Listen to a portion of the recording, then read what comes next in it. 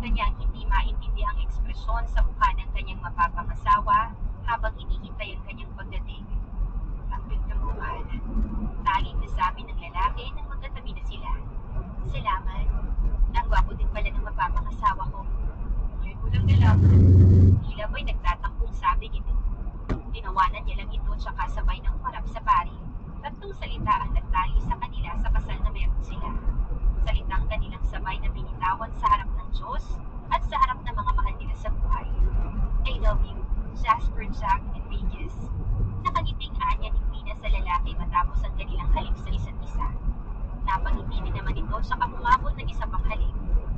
I love you too, Mrs. Quina Madrigal, Enriquez. Nakangiting anya ng lalaki sa kamuling bumalik sa kanyang room. Wakas, isa na namang nakakatuwa at nakakakilig na kwento ang ating natunghayan ngayong araw. Kaya naman maraming salamat po sa inyong walang sawang pagsubaybay.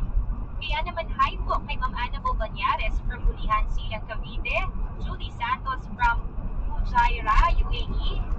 Also sa mga taga Mabilon, Washington, Aklan, De La Cruz and Bautista family, Lizelle Serrano from Israel, Jocelyn Labuhin, OFW from Hong Kong, Bernie Mamak from Mandaue City, Cebu, at Ruby Ann Aligoyo from Bicol, Naga City.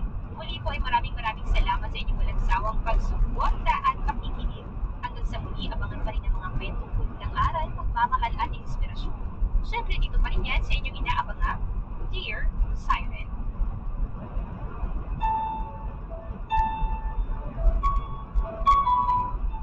Ang tigas naman ang unan na to. Teka, may unan ba akong ganito? Kailan ba ako nakabili ng ganito? At saka, bakit parang nakayakap sa akin? Saan ni Wendy sa kanyang isipan nang siya ay magising? Nanlaki ang mga mata niya nang makita na hindi pa na niya kwarto ang kanyang nilulugan. Napatingin siya sa kanyang katawan at napagtanto na wala siyang saklot. Doon niya rin napansin na isang lalaki pala ang kanyang katabi at hindi unan. Gosh! Hindi makapaniwalang saad ni Wendy habang nakahawak sa comforter na nakabalot sa kanyang katawan at habang nakatingin sa lalaking katabi niya. Mas lalo pang nanlaki ang mga mata nang makitang hindi lang pala ito basta-bastang lalaki, kundi ito pala ang boss niya sa pinagtatrabahuan niyang malaking kumpanya. Oh my gosh! Oh my gosh talaga!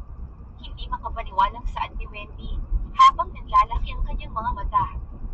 Kahit masakit ng kanyang katawan ay dali-dali siyang nagbihis para naman makaalis na siya agad. Nang matapos ay wala na siyang pinalampas at mabilis na nga siyang umalis sa kondo ng lalaki. Walang ya, saan ka nang galing? Nag-aalalang tanong ni Jenna sa kaibigan nang makauwi ito sa kanilang apartment. Nagulat naman si Wendy sa naging pagsigaw sa kanya ng kanyang kaibigan. Nalasing ako. Wika ni Wendy, hindi malaman kung itutuloy ba ang sasabihin o ano.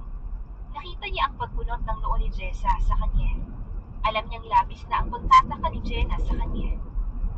Alam kong hindi yan ang nangyari, wika ni Jenna.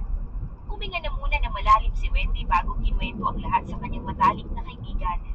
Paiba-iba naman ang reaksyon ni Jenna habang nakikinig sa mga kinuwento ng kanyang kaibigan sa kanya. Dahil sa pangyayaring panluloko ng ex-boyfriend ni Wendy sa kanya, kaya siya napunta sa isang bar. At doon nagpakalasing.